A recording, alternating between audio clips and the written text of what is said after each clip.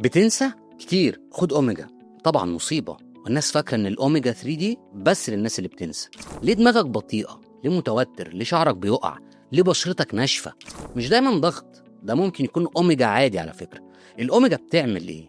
تركيز، ذاكرة كويسة، نوم كويس، مزاج أحسن، شعر أقوى، بشرة أنعم، قلب شديد، المفاصل أهدى، والهضم اللي انتوا عايزينه. أحسن حاجة تديني أوميجا 3 سلمون، سردين، ماكريل، عين جمل، شيا، بذور الكتان، المكملات اللي بتتباع في الصيدليات. أنا أعرف منين إن أنا عندي الأوميجا 3 قليلة شوية أو قليلة قوي؟ إيه الأعراض؟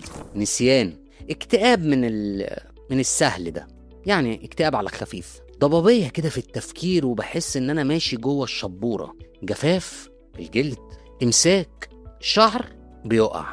في شوية وصفات حلوة كده هقول لكم عليها، كلها فيها أوميجا، للشعر، للبشرة، لحاجات كتير، بس هتلاقوها كاملة في أول كومنت موجودة.